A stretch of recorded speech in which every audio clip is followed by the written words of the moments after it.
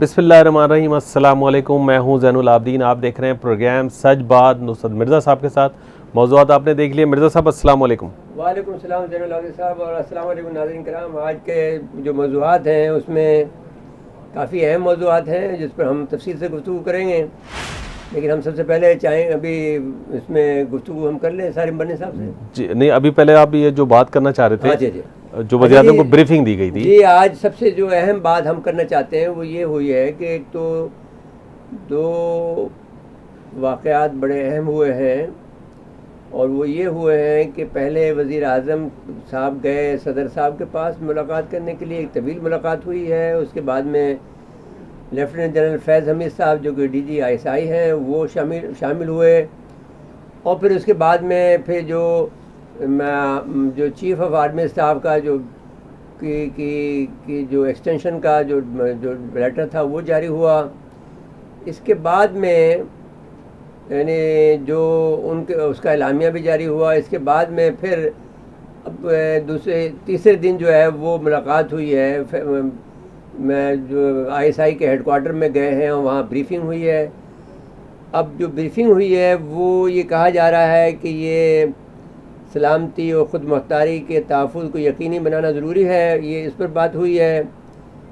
और अब army chief के साथ वफाकी वज़रा और मुशीरान भी मौजूद थे, तो ज़ाहिर है कि ब्रीफिंग कोई बहुत मजबूत नहीं हो सकती है इस लिहाज से कि जो कुछ भी बात हो गई होगी वो सदर और वज़ीर आज़म और DGI के दरमियान में हो गई होगी। बाकी जो ब्रीफिंग हुई होगी वो फिर फिल इन द ब्लैंक होंगी, और वो बताया होगा कि भाई किस तरह से लॉकडाउन का जो मसला है वो हम हल कर सकते हैं, और किस तरह से लोगों की मदद कर सकते हैं, और किस तरह से कोरोना वायरस के फैलाव को हम रोक सकते हैं।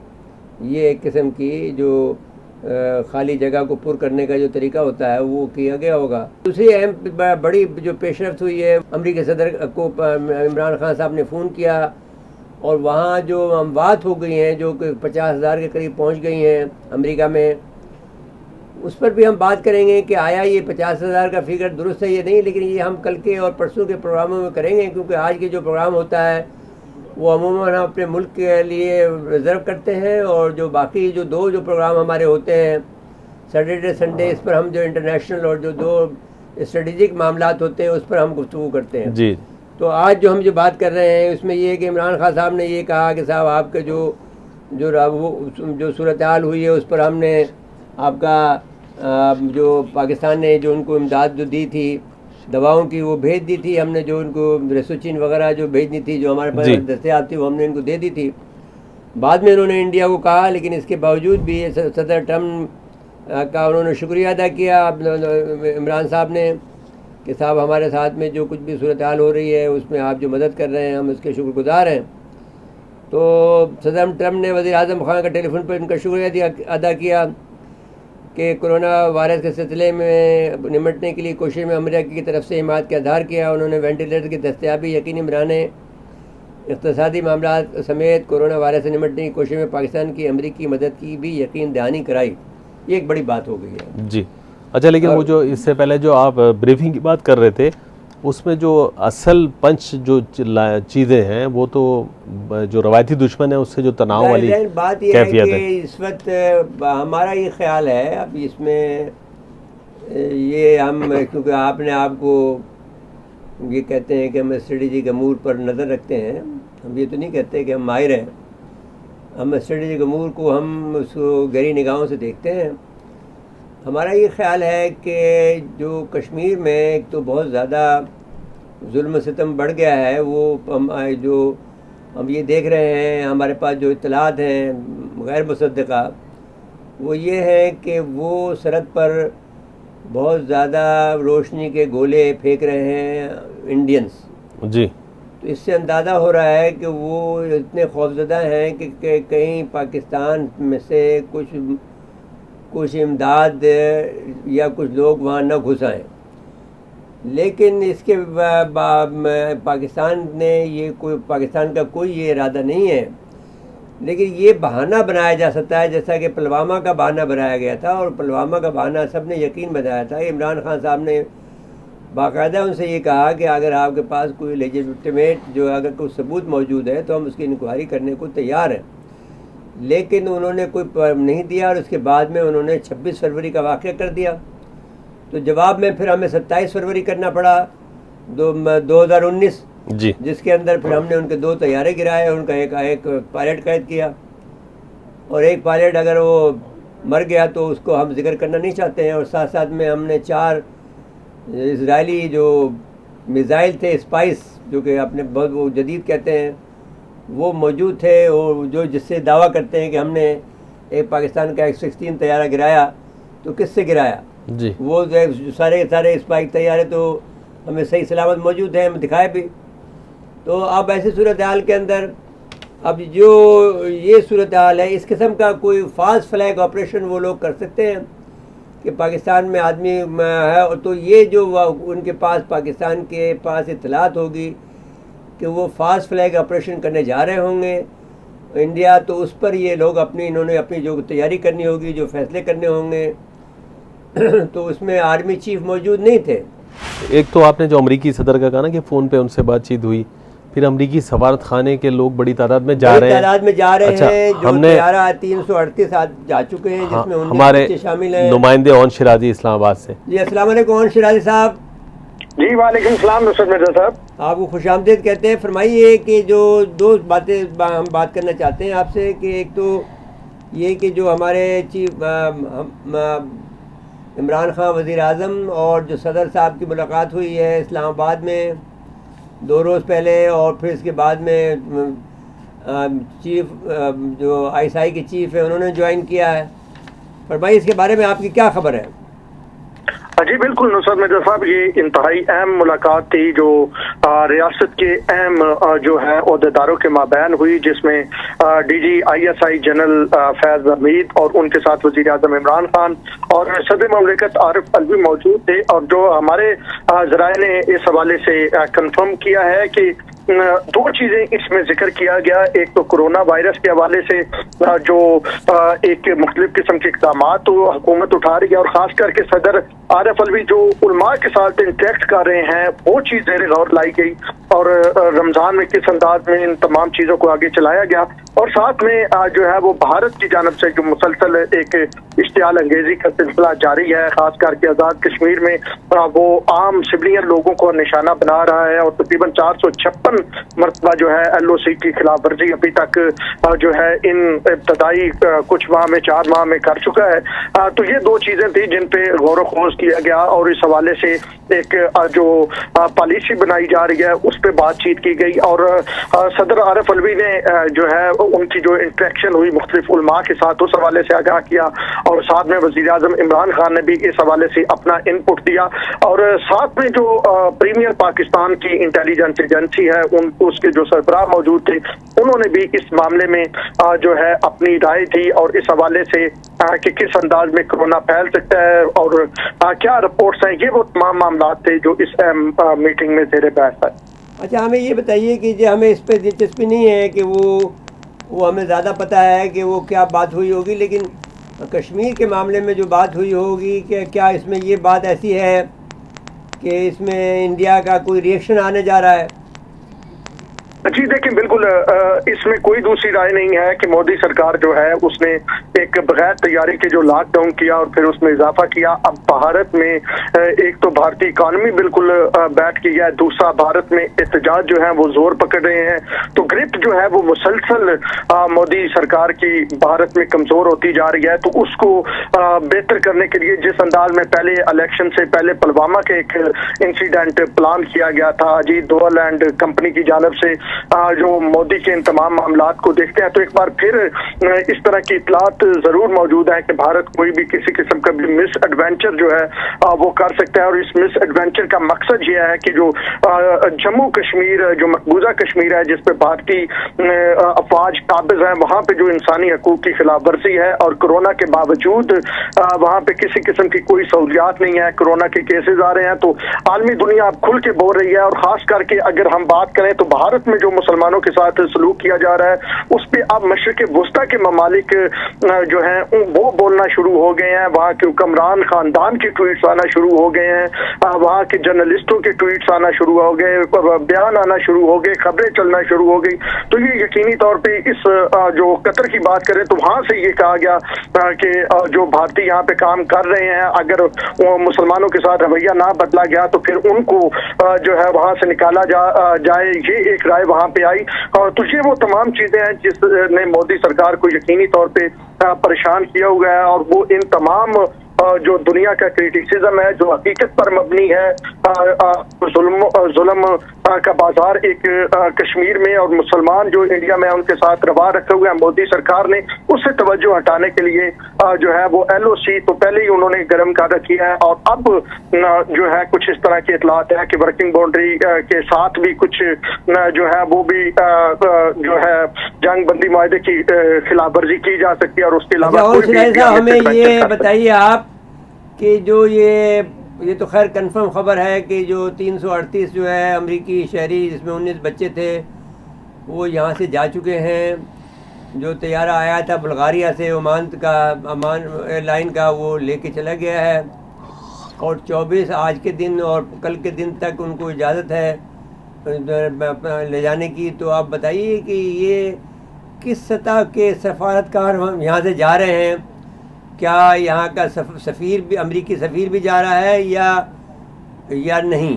पहली बात तो ये है।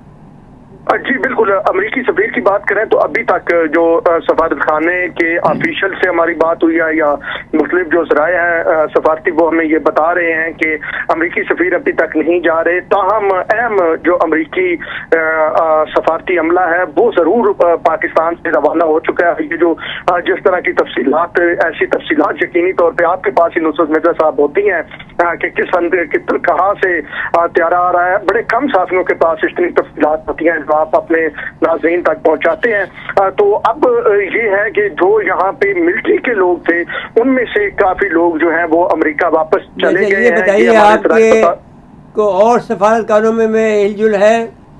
बरतानिया के सफारतकार भी मूव कर रहे हैं या आपकी कोई नज़र है इनको कि भाई जो मगरिब के जो ममालिक हैं इससे हमें अंदाज़ा होगा कि क्या कोई बड़ी जंग होने जा रही है या नहीं? जी अभी तक सफारतकारों की बात करें तो नुसरत मिर्जा साहब फॉरेन ऑफिस से हम इन टच हैं, सफारत खानों से इन टच है। सफारतकार तो अभी यहाँ से नहीं जा रहे। काम ये जरूर है कि खवातीन या बच्चे इस तरह के जो मौजूद है अमला उसको वापस भेजा जा रहा है, और उसके साथ साथ न सिर्फ ये बल्कि अपने शहरियों को वजीर खारजा शाह महमूद कुरैशी की जो कायम मकाम अमरीका के बरतानिया के वजीर आजम है, जो उनके वजीर खारजा अभी हैं और कायम मकाम वजीर आजम है, उनसे जो बात हुई तो उन्होंने ये कहा कि सिर्फ PIA के जरिए नहीं, हम चाहते हैं कि अपनी फ्लाइट्स के जरिए वहाँ से अपने शहरियों को और सफारती हुकाम को निकालें। तो पाकिस्तान ने उनको भी ये इजाज़त दी हुई है और वो भी यहाँ से अपने शहरियों को ले जा रहे हैं। ताहम अभी तक किसी बड़े मुल्क के सफारतकार ने पाकिस्तान जो है वो बाकायदा तौर पे छोड़ा नहीं है अभी तक। जो इस वक्त जब हम बात कर रहे हैं तो ये कंफर्म खबर है कि कोई सफारतकार नहीं गया। तो हम ये जरूर है कि सफारती अमला या सफारती अमले के जो अहल खाना है वो वापस जरूर चाहे। अच्छा, आपको कोई ऐसी मूवमेंट नज़र आई हो कि कोई गैर मामूली जो है मूवमेंट हो हमारे हलकों की तरफ से, वो कोई ऐसी चीज़ नज़र आई है इस्लामाबाद में? जी देखिए, इस्लामाबाद की बात करें तो मामूल के मुताबिक जो है वो कार्रवाइयाँ हम जरूर देख रहे हैं जो रूटीन के काम होते हैं। तो हम जिस जानब आप इशारा कर रहे हैं वो भी कुछ चीजें हैं, लेकिन वो अगर मैं बात करूं जो हमारी जहां तक रसाई हुई है या ने हमें बताया वो दो इशू है। कोरोना वायरस रमजान में ना पहले, क्योंकि खुश्क गला जो होता है वहाँ पे ये जो है हमलावर होता है तो लोग रोजे से होंगे, तो उसको किस तरह डील किया जाए, ये हुकूमत और इस्टेब्लिशमेंट मुक्तदार हल्के तमाम लोग जो है वो सर जोड़े बैठे हैं। और दूसरा भारत का जो इशू है वहाँ से मुसलसल रिपोर्ट जो है जराए से जो मौसूल हो रही हैं इदारों को कि भारत किसी किस्म का मिस एडवेंचर कर सकता है। तो ये दो चीजें, इन पे वजीर आजम जो है वो इजलास भी कर रहे हैं और कौमी सलामती कमेटी के इजलास, उसके साथ साथ MCOC के इजलास, उसके साथ साथ वजीर आजम और सदर ममलिकत की मुलाकात। जी बहुत बहुत शुक्रिया आपका, आपको जनाब ओन शिराजी साहब। अच्छा, ये जो बात अभी हो रही थी मकबूजा कश्मीर वाले मामले पे, जो सहाफियों के साथ वहाँ हो रहा है, साहब बहुत ज्यादा सहाफियों को मार रहे हैं। अच्छा, बड़ा दावा होता है कि बड़ी जमहूरियत है, बड़ी आज़ादी है, आप इसमें से किसी को रोक टोक नहीं है, चलाने चाहते हैं। जो साफियों पे तशद्दुद है, हाँ। पहले वो वीडियो हम चलाते हैं, हाँ। उसके बाद फिर उस पर बात करेंगे गया है साफियों को। जी, और उसके बाद फिर एक और वीडियो है हमारे पास जिसमें भारतीय सऊदी अरब में, अरब ममालिक में रह के काम करके वहाँ भी बदमाशी, यानी वो यानी इतने हिंदुत्व के इतने पुजारी हो गए हैं कि वहाँ का खाते भी उनका है और फिर और मुसलमान, उनको हया तो वैसे नहीं अरबों को, लेकिन अब शायद आ जाए हया। अच्छा, वो 2-4 लाख भी नहीं है, 1.25 करोड़ तकरीबन, 1.25 करोड़ तो निकालते हैं उनको, लेकिन फिर भी शर्म नहीं है जी। पता चल जाएगा इंडिया को कि क्या होता है। तो अब ये बात ये कि जब साफियों के साथ मकबूजा कश्मीर में ये हो रहा है तो आम आदमी के साथ क्या ये बात आप याद करें कि आपका कौन अच्छा स्ट्रेटेजिस्ट। मैंने आपको सबसे पहले ये कहा था कि ये इतने आदमी हैं, मैंने फिगर आपको बताया था। उन्होंने अब ये साफी कह रहे हैं 63 लाख तो सिर्फ मैंने सऊदी अरब में है। मैंने कहा था 97 लाख जो है वो सिर्फ जो इसमें है UAE में है। सिर्फ वो तो गलत बता रहा है, दुबई की बात बता रहा है ना वो तो, जो साफ़ी है तो UAE में तो बहुत ज़्यादा आदमी है, ओमान में है, वो सातों जो रियासतें उनको मिला के सारे फिगर दिए थे कि कितने कौन कहाँ हैं, और फिर ये मजमून भी लिखा था कि इनको वहाँ से निकाल दें आप, तो आपको मोदी को पता चल जाएगा कि वो हिंदुत्व कहाँ खड़ा है। अच्छा, पहले वो दिखा दें मकबूजा कश्मीर में जो कुछ साफियों के साथ हो रहा है जी, पहले वो दिखाते हैं। श्रीनगर में हो रहा है जी, श्रीनगर में हो रहा है, वो दिखाते हैं रिपोर्ट, फिर आप तर्जुमा कर दीजिएगा उसका।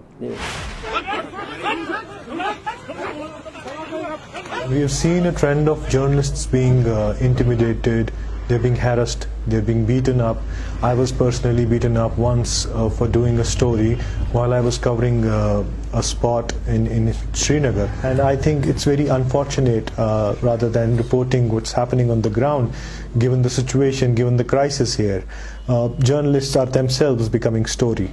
Journalist community also जो कभी कभार थोड़ा बहुत प्रोवोकेशन देने की डेलिब्रेट जान के अनजाने में जो करते हैं, तो मुझे लगता है कि इस तरह के इंसिडेंट उधर से भी अवॉइड होने चाहिए। Journalists within themselves joke about it that who will be the next to get summoned. So it is a very laughable sort of thing, but it is basically underlines the fear or the psychology of Kashmiri journalists. I mean, the way the government has been behaving. There is a tremendous pressure on journalists now than it was when Kashmir saw a surge of militancy back in 1990s. For example, I don't think anybody, say around 6-7 journalists were summoned this year by the police.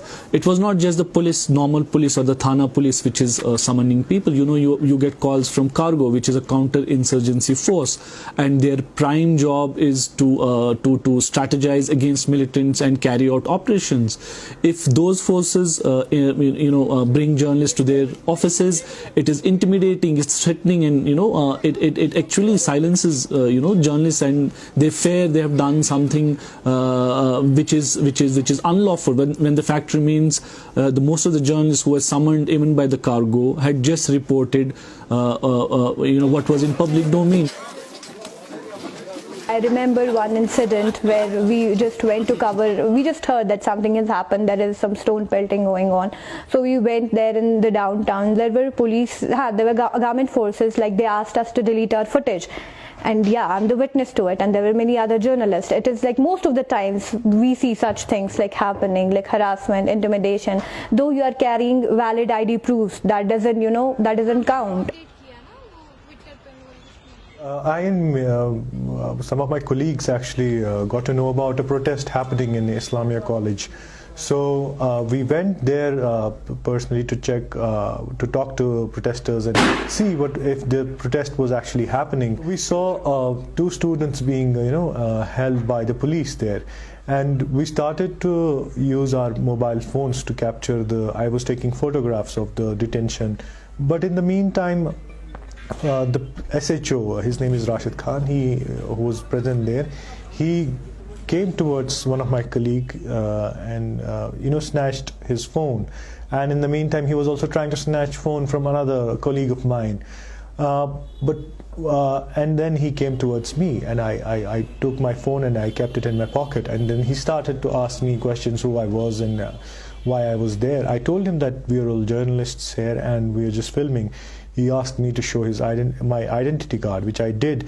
And then he suddenly realized that I'm the same person, and my colleague also, with the same who had done a story again in his area, in his jurisdiction.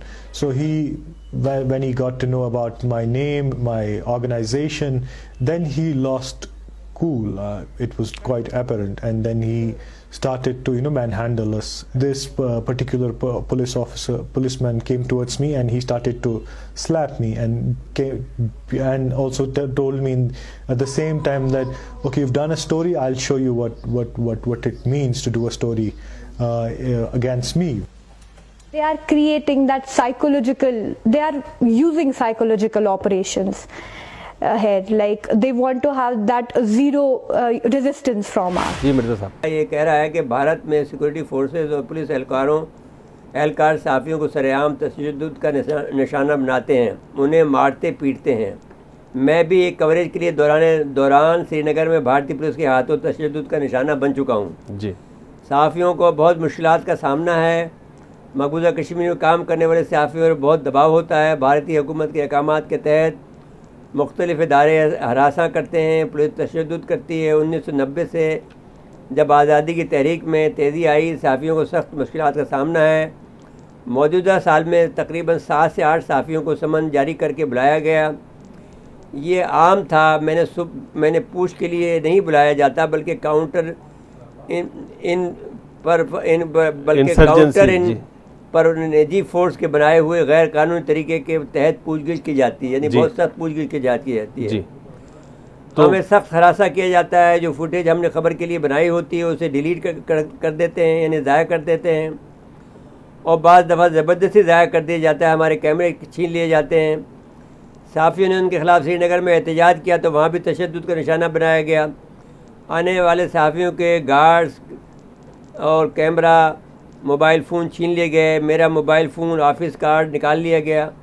इलाके के SHO ने यह सारा अमल अंजाम दिया। हमें नफ्सियाती तौर पर हरासा किया जाता है ताकि हम अपना काम न कर सकें। ये मुख्तलिफ सहाफ़ी हैं, इसमें ख़ातीन भी शामिल हैं। अब उन्हें वो दूसरी हैं तो वो कर दें।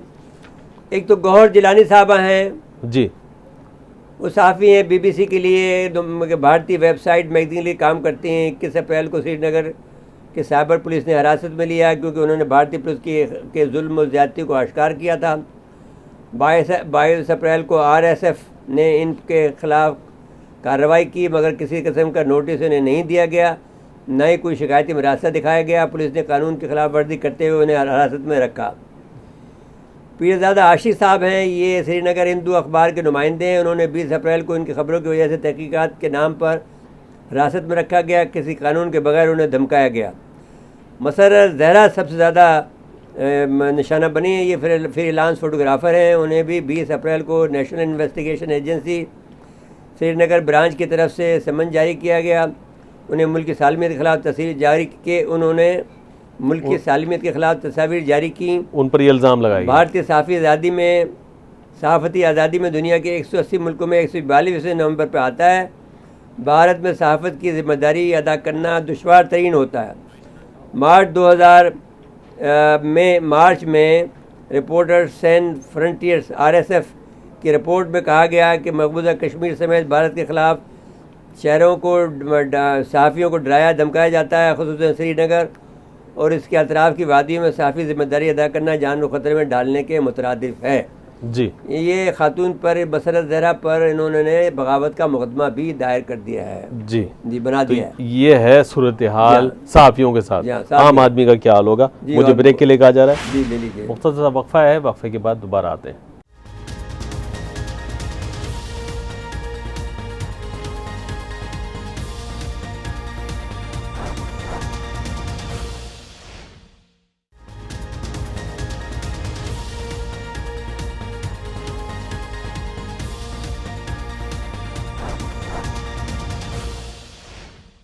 एक दफ़ा फिर आपको प्रोग्राम में खुशामदीद कहते हैं मिर्ज़ा साहब, सीनियर सहाफ़ी, एंकर, तजज़ियाकार शौकत भाई पराचा हमारे साहब। ब्रादर मोहतरम हैं जी। शौकत पराचा साहब। अस्सलाम वालेकुम शौकत पराचा साहब।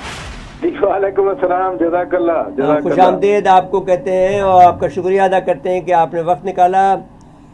हमें जो इस वक्त जो इस तनाजुर में हम देख रहे हैं कि पहले वज़ीर आज़म साहब सदर साहब के पास गए और तवील मुलाकात के बाद में फिर DG ISI ने ज्वाइन किया, फिर इसके बाद में कुछ बातें हुई, फिर ये बात हुई कि उसमें जिक्र थोड़ा सा ये भी आया कि लाइन ऑफ कंट्रोल का भी जिक्र हुआ। क्या होने जा रहा है? क्या कोई जंग का खतरा है या क्या, कैसी सूरत हाल आप देख रहे हैं? जी मेहरबानी। देखिए, मेरा नहीं ख्याल कि कोई जंग की सूरत हाल में वो जा रहे हैं। बुनियादी तौर पर 3 कैटेगरीज के लोग यहाँ पर रहते हैं। एक तो हैं डिप्लोमेट्स, जिसमें एक कैटेगरी होती है इंतहाई असेंशियल स्टाफ और दूसरा होता है नॉन असेंशियल स्टाफ। तो जो एसेंशियल स्टाफ है, ऑफिसर्स हैं, वो तो यहाँ पर मौजूद हैं। दैट मीन्स कि सफारत खाना उनका खाली नहीं हो रहा। नॉन असेंशियल जो हैं वो आते रहते हैं। पहले भी अमेरिका के हवाले से Pakistan is a non family station, यहाँ फैमिलीज नहीं होती। फिर यहाँ पर जो पोस्टिंग का टेन्योर है वो पहले कभी 3 साल हुआ करता था, आजकल वो 1 साल है। कुछ ऐसे ऑफिसर्स होते हैं जो समझते हैं कि उनकी एक्सटेंशन हो जाए यहाँ पर। और मैं आपको ये भी बता दूं कि तकरीबन आजकल तो सबकी ख्वाहिश होती है कि इस्लामाबाद में रहें, तो वो 3 साल नहीं तो कम से कम 1 साल, फिर उसकी 2 साल और एक्सटेंशन हो जाए। एक कैटेगरी डिप्लोमेट्स की है। अब नॉन एसेंशियल या कुछ और स्टाफ भी उन्होंने यहाँ से निकाला है और उसको वाया इजिप्ट या सेंट्रल एशिया वो लेके जा रहे हैं। दूसरी कैटेगरी है जो अमेरिकन जो लोग हैं जो वाकई वहाँ अमेरिकन हैं और वो किसी कंपनी के साथ किसी इन्वेस्टमेंट के चक्कर में यहाँ पर हैं, वो हैं। और तीसरी कैटेगरी है जो बेसिकली पाकिस्तानी बॉर्न है, they are settled in United States. वो यहाँ रिश्तेदारों से मिलने आए हुए थे या वेकेशन के लिए आए हुए थे। तो ये वाली जो तीसरी कैटेगरी है जो बेसिकली पाकिस्तानी बॉर्न है, पाकिस्तानी ओरिजिन की है रादर, और अमेरिकी शहरी हैं, वो ज्यादा तादाद में जा रहे हैं वापस। और जब हम ये कहते हैं कि अमेरिकी शहरी चले गए तो एक अजीब सा तासर बनता है जैसे पाकिस्तान को खुदा न खास्ता गैर महफूज है या कुछ नहीं, यूं नहीं है। वो उसमें पहले ऐलान किया कि पाकिस्तान की इमदाद के लिए कुछ 7 मिलियन के करीब या 0.8 मिलियन के करीब उन्होंने कहा कि हम पैसे दे रहे हैं। फिर जब वज़ीर आज़म इमरान खान और सदर डोनाल्ड ट्रंप के दरमियान टेलीफोन टॉक हुई, बड़ी डिटेल डिस्कशन हुई। ये मत समझे कि 4 लाइनों का जो प्रेस रिलीज था यही कुछ था, नहीं, बहुत सारी बातें डिस्कस हुई और corona was one of them.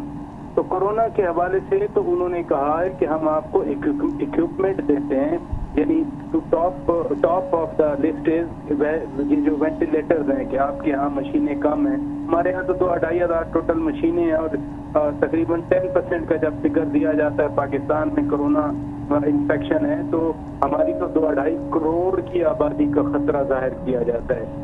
उसमें अगर खुदा न खास्ता, जैसे परसों कराची के डॉक्टरों ने वजाहत की, कल लाहौर वाले बोल रहे थे कि 80% जो हमारी गुंजाइश है वो बढ़ चुकी है और मई जून जैसे खतरात जाहिर किए जा रहे हैं कि ये तादाद बढ़ेगी। अल्लाह न करे ये बढ़े, और बढ़ जाए तो फिर हमारे पास इक्विपमेंट नहीं है। तो डोनाल्ड ट्रंप ने अपनी टेलीफोन कॉल में बाकायदा खुद ऑफर की। इसलिए मैं कह रहा हूँ कि सफारत खाना खाली नहीं हो रहा, ना वो यहाँ से जा रहे हैं। हाँ, हर मुल्क में जैसे हमने भी अपने सफारत खानों के हवाले से SOPs बनाए हैं, तो दुनिया भर के लिए अमेरिका ने जो SOPs बनाए हैं उन्हीं पर अमल किया जा रहा है। जी बहुत बहुत शुक्रिया शौकत पराचा साहब आपका। बस यही एक फिक्र थी जो आपने क्लियर कर दी। Thank you very much. Lockdown पे आप बात कर लें, फिर हम वो उस पर आ जाएंगे। देखिए, लॉकडाउन हम कहिए लॉकडाउन के बाद दौरान में पुलिस का एक तो नारवा सलूक है, वो बहुत ज़्यादा एक ज़्यादती कर रहे हैं जहाँ पर भी गलत तरीके से। एक तो आप देखिए 3 तलवार के अब आपके जब 3 तलवार का जहाँ सिग्नल है वहाँ पर ही आपने वहाँ पर नाका लगा दिया है। अब बताइए, जब 3 तलवार से चारों तरफ से गाड़ियाँ जब गुजरेंगी तो आपका नाका तो अज़दाम हो जाएगा ना, वो बेकार। जो आदमी भी सोच रहा है उसकी सोच का अंदाज़ा लगा लें कि वो कितना बड़ा स्ट्रेटेजिस्ट है कि उसको ये मालूम नहीं है कि नाके दूर लगते हैं ताकि अज़दाम ना हो, जहाँ पर जो लोग जमा ना हो, और वो चारों तरफ से गाड़ियाँ आ रही होती हैं तो वहाँ लगा रखा। फिर वो मैंने आपको बताया था वहाँ से तो शुक्र है कि उन्होंने उठा दिया है। अब दूसरी बात है कि जब हम एंटर होते हैं अपने डिफेंस में तो वहाँ पर जो है वो बंद कर देते हैं और फिर एक एक आदमी को गुजरने देते हैं, उनका नाम पूछते हैं। भाई जो डिफेंस का आदमी है वो जाएगा, आप उनसे क्या पूछेंगे? उनका शनाख्ती कार्ड देख लो, जाने दो उनको। 10 आदमी खड़े कर दो जी। जो आप बजाय इसके कि एक आदमी खड़ा हो रहा है, 1 मिनट में एक आदमी गुजारेगा तो 500 आदमी 500 मिनट में गुजरेंगे, आप तो रात के 2 बजा देंगे आप। तो अभी तो ये हाल चल रहा है। फिर इसके अलावा जो शहरियों के साथ में हो रहा है कि जो एक बेचारी जो मैंने ख़वातीन हैं जो एहसास प्रोग्राम दे उनको वो ख़वातीन जो वीडियो दिखा रहे हैं, मार रही हैं, जी जी, बुरी तरह से मार रही हैं। फिर एक आदमी का केस हुआ है यहाँ पर जो आपका ये जो इलाका है मॉडल कॉलोनी में, उससे वो अपने घर के दीवार बना रहा था, मजदूर वो बना रहे थे, तो उससे 21,000 रुपये रिश्वत लिए हैं। वो आदमी खुलेआम कह रहा है, आप उनके सामने बैठा है और कह रहा है कि 21,000 रुपये मॉडल टाउन के पुलिस ने स्टेशन के लोगों ने लिए हैं, तो SHO उसमें इन्वॉल्व होगा जी। अच्छा, ज़्यादा अफसोसनाक वीडियो तो वो है जो एक बुजुर्ग की वीडियो आप देख लीजिए कि जिसके हाथ की उंगलियां के निशानात मिट गए हैं। वो बेचारा कहता है कि मैं जिंदा हूँ, मुझे जिंदा करके बताओ। वो तो उस पर तो रोना आता है। 78 साल की उम्र है जी, सुनाइए आप। और एहसास प्रोग्राम के 12,000 रुपए हैं और ये 12,000 भाई हमें मिल जाए तो हम दे देंगे, लेकिन मतलब ये है कि उस बेचारे गरीब को जिंदा तो करो ना जी। अब वो वीडियो दिखाते हैं। एहसास प्रोग्राम के तहत मेरे पास मैसेज आया कि आप इसके एल हैं। मैं पैसे लेने के लिए मुख्तलिफ जगहों पर जाता रहा। मालूम हुआ कि नूर मोहम्मद हाई स्कूल में भी लगा हुआ है सेंटर। यहाँ आया, यहाँ भी वही मैसेज पहले मिले, मुझे कहा गया कि आपके अंगूठे के निशानात ख़त्म हो गए। आज 78 साल के बाद मुझे महसूस हो रहा है कि मेरी उंगलियों के निशान तो ख़त्म हुए लेकिन मेरा वजूद भी ख़त्म हो गया, मेरी खिदमत भी ख़त्म हो गई। खुदारा मुझे जिंदा साबित कीजिए, किसी तरह से भी मुझे जिंदा साबित कीजिए। मैं जिंदा हूँ, अल्हम्दुलिल्लाह जिंदा हूँ। मेरी 78 साल जिंदगी सिर्फ अंगूठे निशान ख़त्म होने से ख़त्म हो गई, मेरी खिदमत ख़त्म हो गई। इसका कोई हल?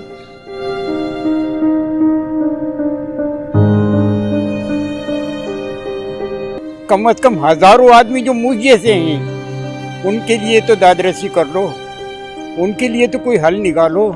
उनके भी तो अंगूठे निशान ख़त्म हो गए, क्या वो सारे वजूद ख़त्म हो गए? हुकूमत ने हमें जब इसका इख्तियार दिया है और करार दिया है तो उसके लिए हम भाग दौड़ कर रहे हैं। कोरोना को भी एक तरफ बुला के रख दिया है। इस भूख और पेट के मामले में ये सबसे बड़ा जहन्नुम है, पेट का भरना। जी मिर्जा साहब, तो ये है बदनज़मी, और अगर आप मैनेज नहीं करें की बात नहीं, ये है बेरहमी और आपका अंदर बेहिसी का ये आलम है। आपको उस आदमी को सर पे बिठा लेना चाहिए।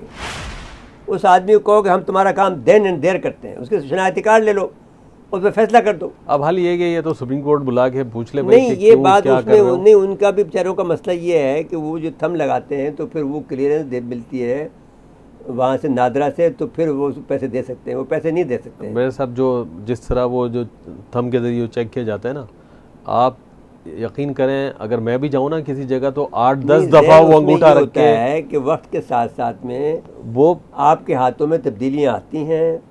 अब मेरे साथ भी ये हुआ था कि मेरे हाथ में तब्दीलियाँ आई तो अलाइड बैंक में मेरा क्लियरेंस नहीं हो रहा था, तो वो उन्होंने फिर स्पेशल मशीन मंगाई। ओ 1 मिनट 1 सेकंड लगा। असल बात यही कहने की थी कि वो सेंसर जो है सेंसिटिव मशीन मंगाई, उन्होंने कहा दिस इज द राइट। ये आदमी उसी वक्त 1 सेकंड नहीं लगा, उन्होंने कहा ओके ये हो गया। अच्छा, अब आ जाए जरा मकबूजा कश्मीर की तरफ। ये मकबूजा कश्मीर में नहीं, पहले इंडिया पे बात करें ना। अच्छा, इंडिया पे बात कर लेंगे जी। वो जो इंडिया के जो लोग हैं हिंदुत्व के इतने बड़े पुजारी हो गए हैं कि इतने सारे लोग हैं, वो इंडिया में भी सऊदी अरब में बैठकर, अबू धाबी में बैठकर, दुबई में बैठकर मुसलमानों के खिलाफ पूरी मुहिम चला रहे हैं ट्विटर पर जी। वो पकड़े गए हैं। एक वीडियो क्लिप चलाते हैं, हाँ फिर उसके बाद फिर उसकी दूसरा हिस्सा भी दिखाएंगे। दिखा दीजिए, पहले हिस्सा दिखाते हैं। इस वक्त खाड़ी के देशों में जो गल्फ कंट्रीज़ हैं उसमें करोड़ों की तादाद में भारतीय काम कर रहे हैं। इसमें हिंदू भी हैं, मुसलमान भी हैं, क्रिश्चियंस भी हैं। केरल से बहुत बड़ी तादाद में लोग वहाँ पर गए हुए हैं, लेकिन कुछ हिंदुत्ववादी जो हैं वहाँ पर ऐसे ट्वीट्स इशू कर रहे हैं, ट्वीट्स फैला रहे हैं जिनसे मुसलमानों के खिलाफ नफरत बढ़ रही है और इनको पकड़ा भी जा रहा है, क्योंकि जिस मुल्क में कमा खा रहे हैं, जिस मुल्क का धर्म इस्लाम है, उसी की बुराई कर रहे हैं वहाँ पर। इस वक्त मैं आपको बताऊँ, एक सऊदी अरेबिया के स्कॉलर हैं, विद्वान हैं, इनका नाम है आबिदी जहरानी। इनका ये कहना है कि जो हिंदुत्व के लोग हैं, जो नफ़रत फैला रहे हैं हमारे देशों में, और जो अपने ही देश में मुसलमानों के खिलाफ जहर उगल रहे हैं, मुसलमानों को लिंच भी कर रहे हैं, बेहतर ये होगा कि उन सबको, खाड़ी के जितने भी देश हैं, उन सबको वापस भारत भेज दिया जाए। उन्होंने एक हैशटैग भी शुरू किया है, सेंड हिंदुत्व बैक होम। ये बहुत ही ख़तरनाक बात है।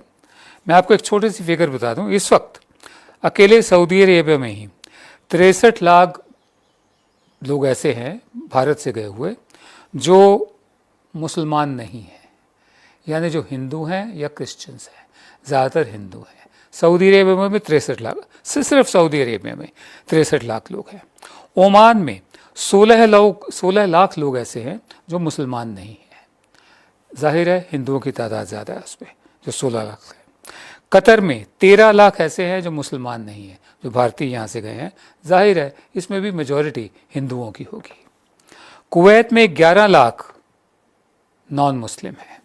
बहरीन में 9 लाख नॉन मुस्लिम है। दुबई में 9 लाख नॉन मुस्लिम है। अब ये सब नहीं, ये सब शरीफ लोग हैं जो वहाँ रोज़ी रोटी कमाने गए हैं, सालों साल से इन देशों में रह रहे हैं। चंद मुट्ठी भर लोग नफरत फैला रहे हैं। जी मिर्जा साहब, एक और क्लिप है इन्हीं साहब की। अच्छा, वो खुद ही बता रहे हैं कि वो खातून जो है वो सारी तफसील उन्होंने खुद बताई, और हिंदुत्व किस तरह वो फैलाने की कोशिश कर रहे हैं। एक और वीडियो दिखाते हैं। एक महिला है, उनका नाम है प्रीति गिरी। प्रीति गिरी जो हैं,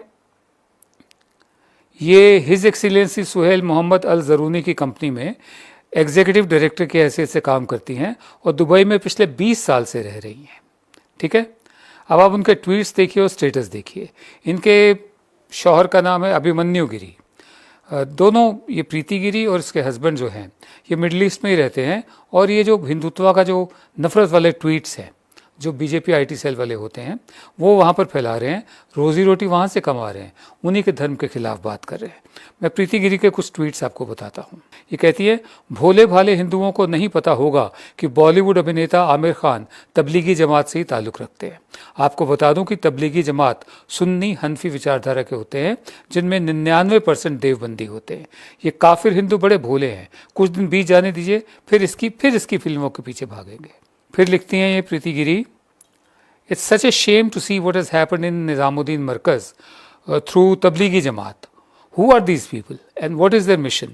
Is it to spread bio-jihad all over India? If they don't surrender, encounter is the only option to save the entire country. Encounter का मतलब आप जानते हैं क्या होता है, ठीक है।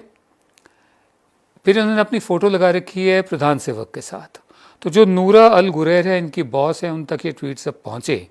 तो उन्होंने ये लिखा, just because you have a photo with someone don't think we will not take action. क्योंकि अगर आप सोचते हैं कि आपकी फ़ोटो है किसी के साथ, इशारा प्रधान सेवक की तरफ है, तो ये मत सोचिए कि हम एक्शन नहीं लेंगे। Half of the guys who ran away with money from India have pics with your leaders. आधे लोग जो भारत से पैसा लूट कर भागे हैं, इशारा साफ है, ये मेहुल चौकसी और नीरव मोदी वगैरह, विजय माल्या, उनका तो आज कुछ हुआ भी है लंदन में, संदेसारा भाई, एक शेट्टी भी हैं वहीं दुबई से भागे हैं, वो भी गल्फ कंट्री से। Half of the guys who ran away with money from India have pics with your leaders. Dr. Shetty on the run also has photos. Don't bother deleting the tweet. ये tweet को delete मत करना, मेरे पास screenshot है। अब जब ये message जब पहुंचा उनके पास, उसका दूसरा मैसेज आया उनके पास, वही नूरा अल गुरैर से, Are you not hinting in your tweet to boycott Muslims? क्या आप अपने ट्वीट में ये इशारा नहीं कर रहे कि जो मुसलमान हैं उनका बायकॉट करो? Where does this hate originate from? ये नफरत आई कहाँ से आप में? तो एक फिर किसी ने पूछा कि Is she working for you? Do we need such people here who hate Muslims? ये तो आपके लिए काम कर रही हैं क्या? क्या हमें ऐसे लोग चाहिए जो मुसलमानों से नफरत करें? ठीक है, उसके बाद प्रीति गिरी का अकाउंट गायब हो गया। जी मिर्जा साहब, सारी डिटेल तो बता रहे हैं कि वो तकरीबन उसको अगर फिगर उन्हीं का फिगर ले लिया जाए तो 1 करोड़ 21 लाख बनते हैं जो वहाँ तो काम कर भाई रहे हैं। मैं सबसे बड़ी सज़ा इनकी यही है, तो इनको हिंदुत्व का मज़ा चखने दो कि हिंदुत्व का जो तुम कर रहे हो तो आओ देखो, तुम्हारा तमाशा देखोगे। पहला काम तो ये करो क्योंकि वहाँ से निकालो। इनकी मैशियत के भट्टा बैठ गई है, ऑलरेडी इनका डॉलर चला गया, पहले 60 था फिर 70 हुआ, अब 80 पे चला गया इनका डॉलर। मतलब ये है कि इंडिया की जो मैशियत है वो बैठ रही है बिल्कुल। अच्छा मेरे साहब, वैसे ओवरऑल पूरी दुनिया का भी हाल कुछ ऐसे ही है। देखिए पेट्रोल की कीमत का नहीं, क्या हुआ। आपकी तो मैशियत तो बेहतर हुई है ना। आपका डॉलर जो था 165 से चला गया था, 167 चला, 67 चला गया था। हम कोरोना से पहले अब 158 पे आ गया। जी, हम 154 पे थे कोरोना से पहले। हाँ। और फिर कोरोना के बाद नहीं तो अभी आ जाएगा, आप 145 पे आ जाएगा 4 दिन के बाद। अच्छा, ये जो ऑयल वाली बात, इसीलिए वो एक आखिरी 2-3 मिनट रह गए। ये जो ऑयल वाला मामला है, जो ऑयल को ताकत समझा हुआ था मुल्कों ने, फिर उसका क्या होगा? उसको बैठ गए ना वो। अब ऑयल तो अब आप देखिए कि हम जो महीने में जो खर्चा करते थे, अब उसका 1/10 भी खर्चा नहीं हो रहा है, इसलिए कि लॉकडाउन है तो घर में बैठे रहते हैं। तो अब इधर तो जा नहीं सकते हैं, न सोशल गैदरिंग में जा सकते हैं, न किसी। अब रमज़ानों में आप देखते हैं कि सबसे बड़ी एक्टिविटी होती है अफ्तार पार्टियाँ। जी, अब वो आप सोशल है तो आपको अफ्तार आपको जाना पड़ेगा। आपको भाई किसी दोस्त के पास जाना होगा, किसी अजीज़ के पास जाना होगा, भाई ज़रूर जाना होता है, लेकिन अब तो जाना नहीं होगा। उन्होंने कहा कि साहब 5 बजे के बाद हम लॉकडाउन कर देंगे। जी, और अभी तो कहा जा रहा है मजीद सख्ती करेंगे। अच्छा, लेकिन जो ऑयल के जो स्टेक होल्डर्स हैं, उनका तो प्रॉब्लम ये है, कुछ लोग तो ये कह रहे हैं कि अब सिर्फ कढ़ाई और बर्तन रह गया है स्टॉक करने से। यानी यही चीज़ अवेलेबल है, बाकी सब फुल हो चुका है। इतना आप वो आपने सऊदी में फंसे पाकिस्तानी फरियाद नहीं सुना रहे हो? हाँ, वो एक वीडियो दिखाते हैं, फिर इस पे प्रोग्राम का वो दिखाते हैं अपने नाज़रीन को, फिर उससे बात कीजिएगा। तमाम देखने वाले अजीज दोस्तों साथियों से गुजारिश है कि प्लीज़ हम लोगों की मदद की जाए। ये हम सब लोग सऊदी अरब में हैं, किसी को 10 महीने, किसी को 8 महीने, किसी को 1 साल हो गया आए हुए, और हम लोगों को 6-6, 7-7 महीने से सैलरी नहीं मिली है, और हम लोगों का अगामा भी नहीं बना हुआ है। अगामा हम उधर पाकिस्तान से 2.5-3 लाख रुपए का वीज़ा खरीद के आए। इसमें हमारी क्या गलती है? हमारा अगामा नहीं बना है तो इसमें हमारा क्या कसूर है? अभी इधर महीने से ऊपर हो गया, हम लोग सब फारग बैठे हैं, काम भी नहीं है ना इधर हम लोगों के लिए। हमारे पास कुछ खाने के लिए है, और ना ही हमारे पास कुछ इस तरह की चीज़ है कि हम अपने बच्चों के लिए घर में कुछ भेजें। सब लोग हमारे पाकिस्तान में भी टेंशन में हैं और इधर हम खुद भी टेंशन में हैं। प्लीज़ आप जो भी आदमी देखेगा वीडियो, उन भाइयों से ये गुजारिश है कि खुदा के लिए, उस नबी का वास्ता है आपको, कि इस वीडियो को शेयर करना, ताकि ये वीडियो हमारी इमरान खान साहब तक पहुँचे और कुछ हमारी मदद की जाए। जी मिर्जा साहब, रियासत माँ के जैसे होती है तो वो माँ का काम है। हाँ नहीं, उनका काम है। अब इमरान खान साहब मेरे ख्याल में कर लेंगे। इमरान खान में एक बात ये है कि इनके लिए ख्याल बहुत है। आई होप के विल टेक केयर। उनको सुन लेंगे तो अगर उनको पता लग जाए। जी, ये कोई भी मेहरबानी करके हम आपसे दरख्वास्त करते हैं किसी वजीर से। नहीं, जुल्फी बुखारी साहब से दरख्वास्त करते हैं, क्योंकि वो बहुत उन्होंने बड़ा काम किया है इस हवाले से। अच्छा, लोगों को लेकर आए। बुखारी साहब से करते हैं, हमें कोई एतराज़ नहीं है। जी, अगर वो अच्छा काम करेंगे जाहिर है उनसे दरख्वास्त करेंगे। क्या एतराज़ है? हमें कोई मसला नहीं है। तो हम उनसे दरख्वास्त कर देते हैं कि भाई आप मेहरबानी करके इमरान खान साहब को बताएं कि ये गरीब लोग बैठे हैं जी, और सबके चेहरे नज़र आ रहे हैं, इनको बुला लें आप, इसमें मेहरबानी करें। बिल्कुल जी। अब मुझे कहा जा रहा है कि प्रोग्राम का वक्त ख़त्म हुआ। जी, ख़त्म कर लीजिए। नाज़रीन, आज के लिए इतना ही। आइंदा प्रोग्राम तक के लिए इजाज़त चाहते हैं। अल्लाह हाफ़िज़।